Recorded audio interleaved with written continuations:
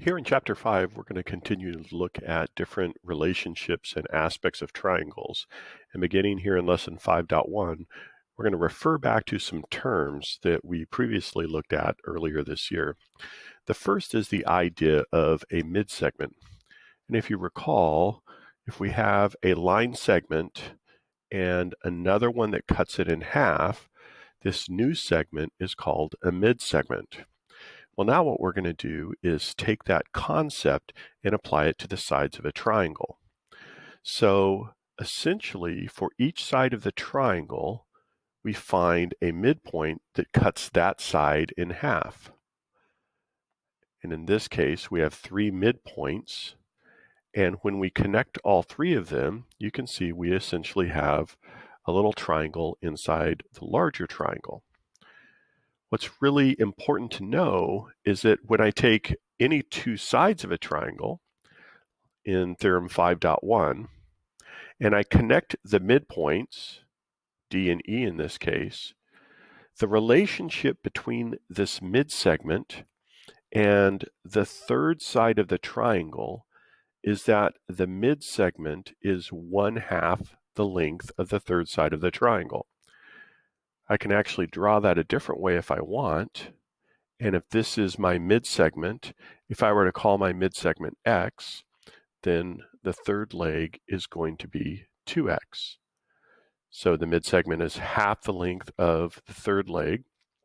Or I can look at the third side of the triangle being twice the length of the midsegment. The other really important thing to note as it relates to midsegments is that this midsegment line is parallel to the third side of the triangle as well. So it's half the length of that third side, but now we've also created a segment which is parallel to the third side. The way we might apply that, we see here an example of trusses, which are in the upper part of a building. We have this outer triangle, and to begin with, we will look at this midsegment UV. Well, if we want to know how long that is, we know that the third side here is 90, so the midsegment UV will be 45 inches. Likewise, when we look at the same triangle just from a different standpoint, we've got the same triangle here. VW is also a midsegment. It cuts these two sides in half. Well, since it's a midsegment at 57 inches, we know that the third side is going to be twice that, or 114 inches. Again, we can either go from side to the length of the midsegment or midsegment to the length of the side. Another thing that we need to get more comfortable with is when we are working with figures on an XY coordinate plane, our ability to work with variables instead of actual numbers as it relates to the coordinates. So for example, in this example, I have a rectangle, and the height of the rectangle is k, and the width of the rectangle here is h. Every single vertice, with the exception of the origin because it starts at 0, 0, is some relationship of h and k. Now, that shouldn't cause me any concerns because when I begin to apply equations to that, I treat them just like they were any x, y coordinate values. So if we take an example of this, here we're working with a triangle. We're told that this is an isosceles triangle. So we know that this leg is equal to that leg in length, and the length in both cases is k. So I go up k and over k, and I've created my isosceles triangle. Well, now, if I want to find the length of my hypotenuse, p to q, I can apply the distance formula.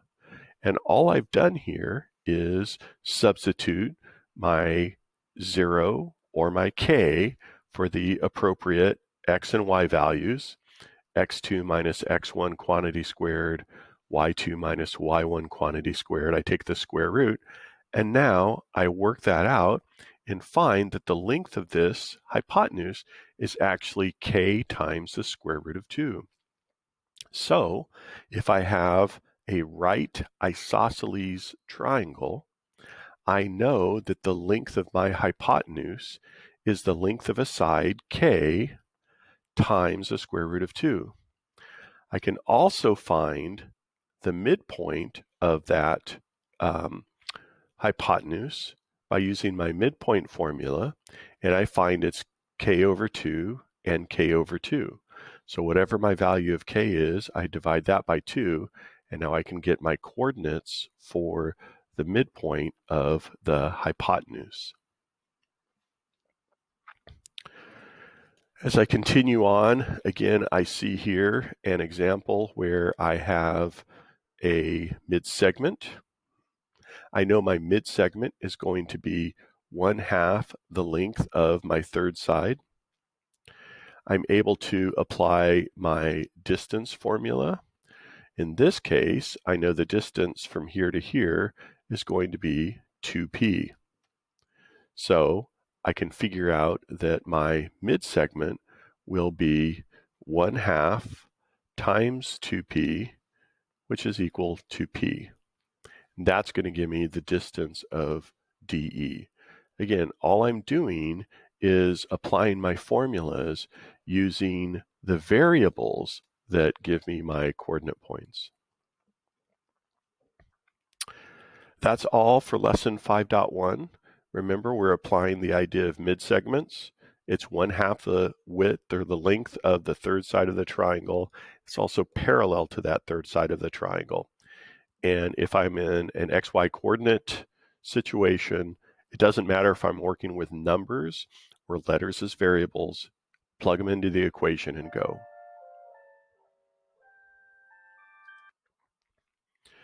Here in lesson 5.2, I'm also looking at another term that we had previously looked at as well, and that's the idea of a perpendicular bisector.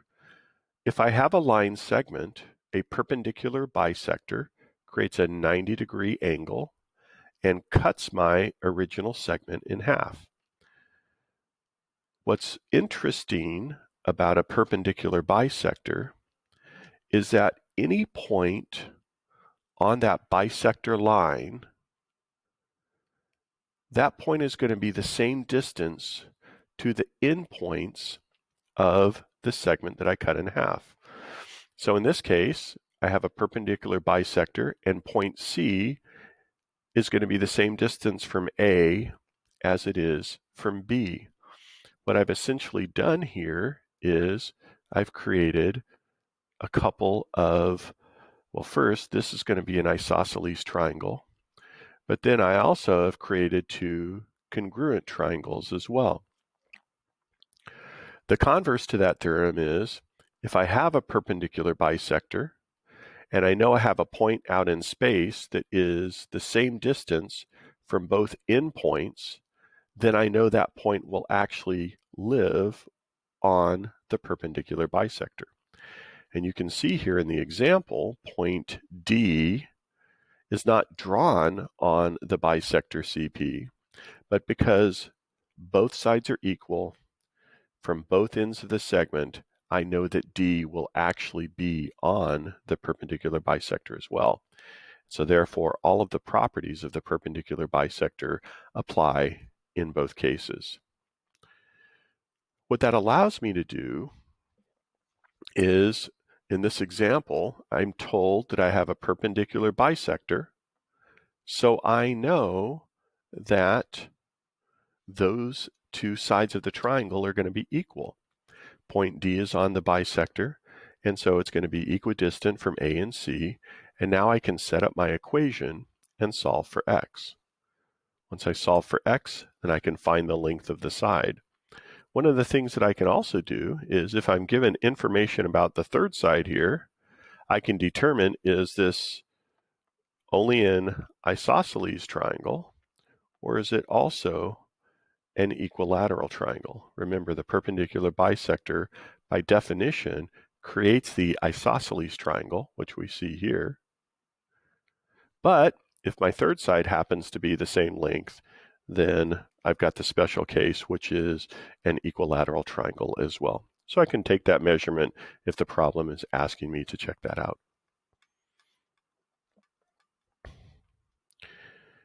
In this example, I know that XW or WX is a perpendicular bisector. I know those two lengths are the same, so I know that point V will be on the perpendicular bisector XW. And because of that, then I know what I've created. I've got two other sides here that these will be equal as well, because point W is on that perpendicular bisector too.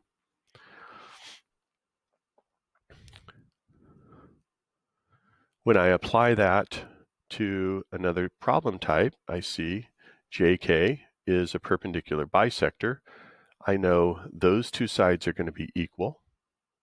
I know point M is also on the bisector because those two sides are equal.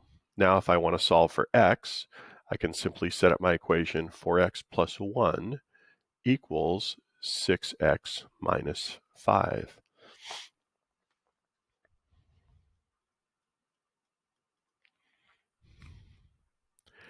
When I take each of the three sides of a triangle and I create my perpendicular bisector for each side, those three perpendicular bisectors are going to intersect at this point of concurrency. This point now is going to be the same distance from all three of the vertices of the triangle. Again, I create this point by drawing the perpendicular bisector for this side, a perpendicular bisector for that side, and a perpendicular bisector for this side. And where they intersect now is going to be equidistant from all 3 points, or all 3 vertices of the triangle. This point of concurrency is called a circumcenter. So that's just a term that defines this point P. Here's another example. Perpendicular bisectors, all 3 of them, they intersect here in the center, and it's called the circumcenter. The reason it's called the circumcenter is since it is the same distance from all 3 of the vertices of the triangle, I can draw a circle that inscribes a triangle. Now, when I have an acute triangle, this circumcenter is on the inside. When I have a right triangle, it's going to be on the hypotenuse. And if I have an obtuse triangle, that circumcenter is going to be outside of the triangle itself. It's still the same distance from all 3 of the vertices of the triangle. So I can still draw a circle, and each of these is a radius of the circle. It just so happens that the center of the circle, which is the circumcenter, again, created by all 3 of the perpendicular bisectors, is either inside if it's acute, on the hypotenuse if it's a right triangle, or outside if it's an obtuse triangle. In lesson 5.2, we looked at perpendicular bisectors of the sides of triangles, and now what we're going to look at will be angle bisectors. Again, the term bisector means I cut something in half. So an angle bisector is going to be cutting an angle in half. In this drawing, PS is going to be an angle bisector because it cuts this angle, angle QPR, into equal halves. When I do that, then when I pick a point on that angle bisector, if I draw a perpendicular line to the 2 rays that created the angle to begin with, the distance of these two will be the same. And so we see that here in theorem 5.5. I can see that I have a perpendicular bisector because I have cut my angles in half. The 2 angles are equal. And now I pick a point on the line, on the bisector. I draw 90-degree lines to the two rays, or the sides of the angle. These two lengths are going to be equal.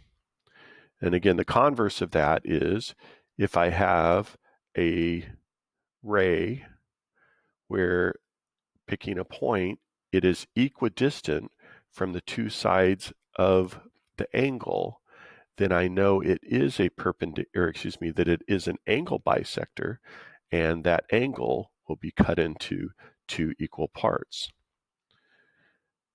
When I look at that to solve a problem, here in example 1,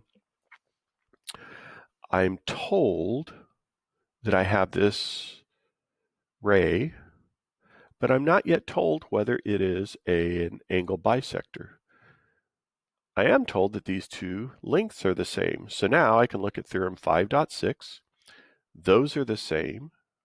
They have to be both at right angles. That means this is an angle bisector, which means this other angle is going to also be 42 degrees. Remember, the angle bisector has cut it into two equal angles. That's why they're both going to be 42 degrees.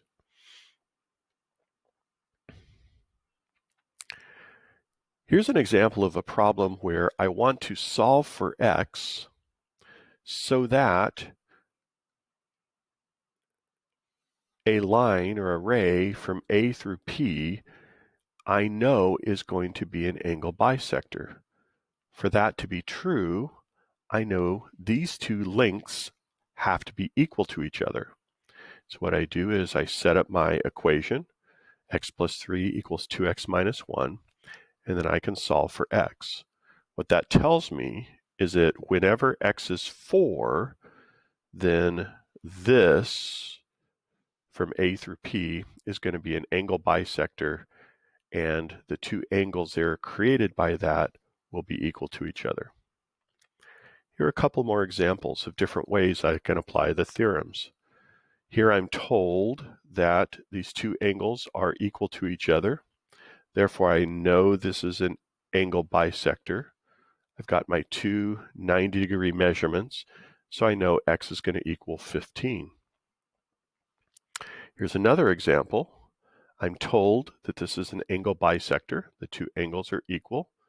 I've got my measurements at right angles from my angle bisector, and so I can set 5x equal to 6x minus 5, and then I can solve to figure out what x should be.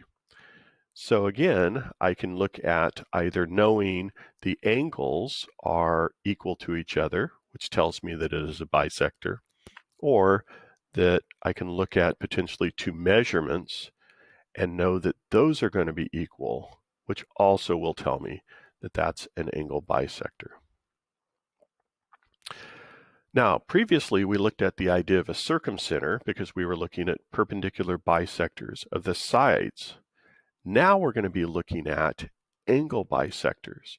So if I take a triangle and I draw an angle bisector for all three of the angles that are created, the point where they intersect is going to be equidistant or equal measurement from each of the three sides of the triangle. Now again, I'm not talking about bisecting the side because we've bisected the angles. But now the point that's created is going to be the same distance from all three of the sides.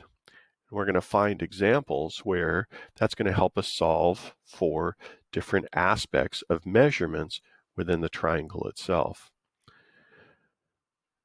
Previously, we called the perpendicular bisectors that circumcenter. In this case, this point of concurrency we call the incenter of the triangle. So this term is talking about the time when we have angle bisectors. And again, in the previous lesson, we looked at circumcenter when we were looking at perpendicular bisectors of the sides. So now we've got an example.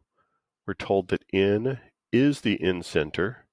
which means these are all perpendicular bisectors, which also means all three of these measurements are going to be equal. And then, based upon that information, I can start solving for different lengths within the triangle itself. So it's going to be a matter of breaking the drawing down based upon the information I'm given, either in the definition of the problem or the drawing itself, and then being able to solve for different aspects of the triangle. Here in lesson 5.4, we're going to continue to look at specific aspects of triangles. We're going to define a new term now, which is called a median of a triangle. Now, there's a difference between a median and a perpendicular bisector. A median goes from a vertex of a triangle to the midpoint of the opposite side. Where it connects is not necessarily perpendicular, which is why it's not a perpendicular bisector. The important point in this case is that we're going from a vertex to the opposite side in each case, where we intersect the side. That side is going to be a midpoint. And now, where all three of those medians intersect is called a centroid.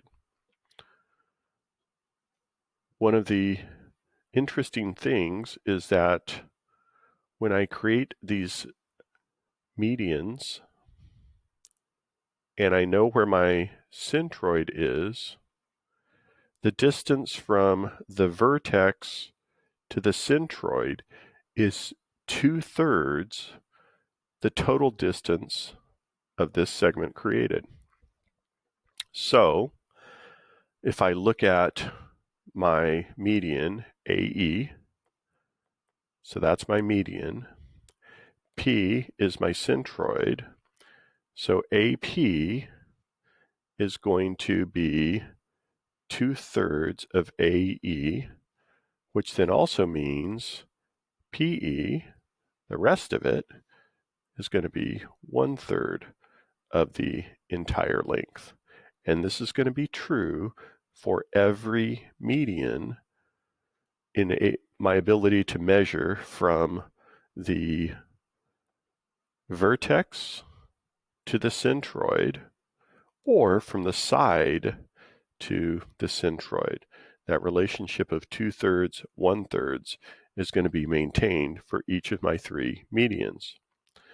So here's an example. I have my triangle. I have my three medians drawn, and I'm told that the distance from S to Q is 8. Well, I know that is the distance from the vertex, so I know that's going to be 2/3 of the total distance. And so now I can figure out the total distance, which is 12. So SW equals 12. And then I know this section, I know the total, and I can figure out QW, which is going to be 4. I'm able to solve that because I know that I'm working with my median. I know where my centroid is, and then I'm able to find the lengths of both of those segments based upon the relationships of 1/3 and 2/3. When we were working with areas of a triangle, we knew that the formula for that is 1/2 base times height. We looked at cases specifically for an obtuse triangle where the height is outside of the triangle itself. I have to take the side of the triangle and extend my line out in order to get my height, which has to be at a right angle. So, depending on the type of triangle, my height may be inside, it may be aside if I have a right triangle and I'm looking at my height from here to here or here to here. Or for an obtuse triangle, a height could be outside of the triangle depending on the vertex that I'm using. So now, if I do an altitude for each of my 3 vertices, so again, if I want to look at point B, I have to take it all the way to where it would be perpendicular to that line, and I just extend that out. I do the same thing with F, and from this side, so I found all 3 of my altitudes, and I find this point of intersection, and that point of intersection is called the orthocenter. So the orthocenter is where the 3 altitudes, because I can draw an altitude from any of the 3 vertices of the triangle, the orthocenter is where the 3 altitudes intersect. For an acute triangle, the orthocenter is inside. For a right triangle, it's actually on the triangle. And then for an obtuse triangle, the orthocenter will be outside of the triangle. So again, it's going to depend on the type of triangle that I have, but all I'm doing is extending the side so that I can draw my altitude, and then I extend that out for all 3 of the sides, and I simply find that point of intersection, and that point of intersection again is called the orthocenter.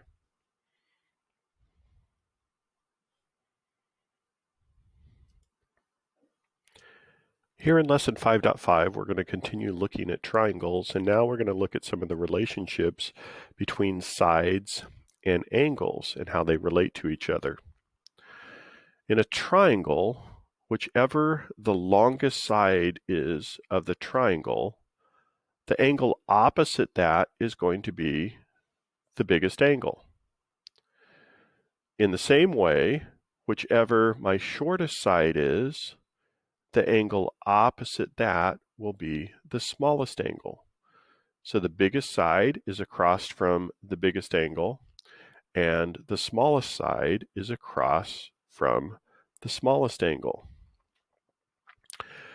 So what that tells me is, even if I don't know the measurements of an angle, if I know that side AB is longer than side BC, then I know this angle C is going to be larger than angle A. C is across from 8, A is across from 5, so I know angle C will be larger than angle A because I know that the one side is bigger than the other side. In a similar way, if I know the angles of a triangle, in this case I know angle A is 50, C is 30, A is bigger than C, so the side across from A, which is BC, is going to be longer than the side across from C, which is AB. Bigger angle across from it will be a longer side. Smaller angle, smaller side. So I can either go from longest angle to longest side to the longest angle, or I know that the side across the biggest angle is going to be the biggest side. And then in relation, if a side is bigger, its opposite side angle is bigger. Or if an angle is bigger, its opposite side is bigger as well. So in this case, we see that 27 is the longest side. Makes sense. 75 is the biggest angle. 24 is the next longest side. That's the next biggest angle. 20 is the smallest side, and this is the smallest angle. These relationships always have to be true within any triangle. Here I'm given the angle measurements. I know RT is going to be the longest side. SR will be the second longest side. and ST will be the shortest side. It's across from the shortest angle. So largest, middle, and shortest. So those relationships will always be true. If I'm given 3 lengths, I can determine whether or not those lengths will actually make a triangle. Because I know, and I can test this out by adding the sides up this way, but if I take the 2 shortest sides and I add them together, that must be greater than the longest side. And this is how I want you to remember. If I take the 2 shortest sides of a triangle and I add them together, the measurement has to be greater than the longest side or the third side in order for it to be a triangle. If they're not, I'm going to end up with a situation where the sides won't connect. So if I have a really long side here and then 2 sides that aren't longer, I end up with a situation where they simply don't connect because that couldn't be a triangle. Or if I have them equal to, what happens then is when I sum these up, those lines literally lay on top of each other, so they can't be equal to. The 2 shortest sides must be greater than the third side, which is the longest side, in order for the drawing to be a triangle. And what that does, it allows me to determine 2 types of triangles or 2 sizes of triangles if I have an unknown third side. It's possible that the unknown third side is the smallest value. So in this case, I have x, 8, and 12. Well, if I think of x being the smallest side, or one of the 2 small sides, then I know x plus 12 must be, or excuse me, x plus 8 must be greater than 12, and so I know x has to be 4. If x is equal to 4 or less than 4, I won't get a triangle. It's also possible that x is the biggest side or the longest side. In that case, the sum of the other 2 sides must be greater than x for it to be a triangle. And so now I found I can have a triangle anytime x is greater than 4 or x is less than 20. And so I would write that it can be a triangle when x is less than 20 and greater than 4. Anything outside of that, I'm not going to be able to have a triangle. Any value of x that falls within the inequality here, I'm going to have a different size triangle, but it's still going to be able to become a triangle when I draw all 3 of the sides together. Here in lesson 5.6, we're going to focus on how to understand the relationship between angles and sides of 2 different triangles. The first example here, think about a gate. And when we have a gate, we can essentially draw a triangle that is including the gate itself, the opening that the gate would be, and how far the gate has opened. What we notice is the more that we open the gate, the bigger this length is going to get. We see that down here. The gate's just open a little bit, then it's open more, and this length from B to C increases. When that increases, the angle of the gate to the fence in this case is also getting bigger. So we see this relationship between an increase in the size of an angle of a triangle and how long the side opposite it is going to be. We call that the hinge theorem. So let's assume we have two different triangles. And with those triangles, we have two sides that are congruent to each other. Now, these are not congruent triangles. Only two of the sides are congruent. And let's assume in one of the triangles, the angle between the two sides is 88, and the other triangle, it's 35. What we find is that that opposite or third side of the triangle is going to be longer for the 88-degree angle than it is for the 35-degree angle. And again, that's what we call the hinge theorem. So I know that the bigger the angle gets, the longer the side opposite that angle will be. Now I can also use that to determine if I have a triangle, whether or not the angle opposite a side is bigger or smaller across those two different triangles I'm comparing. And this is what I consider the converse of the hinge theorem. So here I have my two congruent sides, and my third side in this first triangle is 12, and in the second triangle it's 9.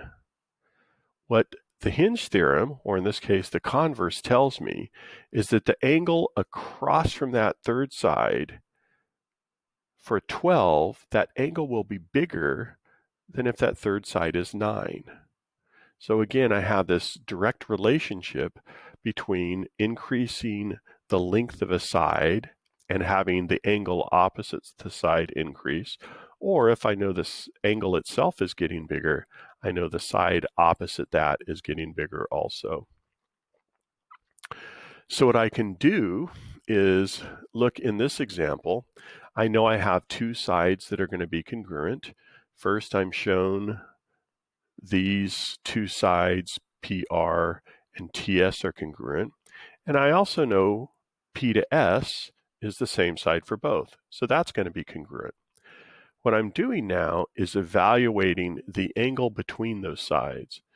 Well, in one case, the third side is 24 degrees, or 24 inches, and in the other case, the angle is 23 inches. What that's going to tell me is that this angle in triangle PST is going to be bigger than this angle because 24 is bigger than 23. So again, it allows me to evaluate the angles or the sides, depending on the information I'm given, of information between triangles where two of the sides are known to be congruent.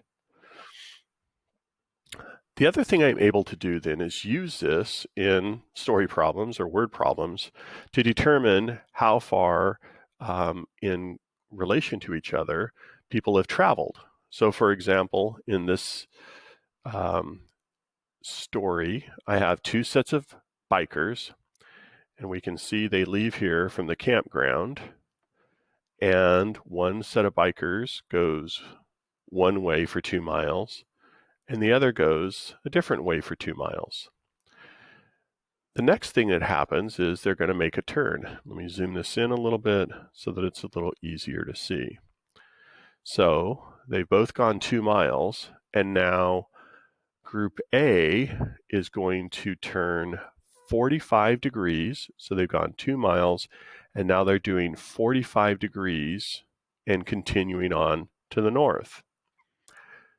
That 45-degree measurement is established here. So this is the 45 degrees, this outside angle. I know that this is a linear angle, and I know 45 and 135 is 180. So that's how I am able to establish that this angle here is going to be 135 degrees. The other group, well, they go 2 miles as well, and then they turn at a 30-degree angle and continue on for 1.2 miles. Now remember, the way I measure that 30-degree angle is turning as if I was going straight. That's why this angle is 30. I have a linear pair, and I'm able to determine that the leftover angle, or the rest of it, is 150. So now what that tells me when I compare these two sides, because I have two congruent sides, a 2-mile side and a 1.2-mile side, because this angle is 150, which is greater than 135, it says that group B will be farther away from the campground in this case than group A was, because the angle tells me that this third opposite side for this one is going to be longer than this one. I haven't determined exactly how far it is. I just know that they will be farther away from the campground for group B than group A. We're not going to spend any time here really going through indirect reasoning. We haven't spent much time this year talking about proofs. We'll do that at a later point during the semester. And so what I want to do now is to skip forward to another example where if I were trying to prove the hinge theorem, I can see I have two triangles with two sides shown to be congruent. And if I know that in this case, this side is greater than this side, so for triangle 1, AC is going to be longer or bigger than DF in triangle 2, what I'm going to know then is that this angle, angle B for triangle 1, that I've identified as 1, that angle is going to be bigger than triangle 2, because this third side is longer than this other side. And that's how I apply the hinge theorem to an example.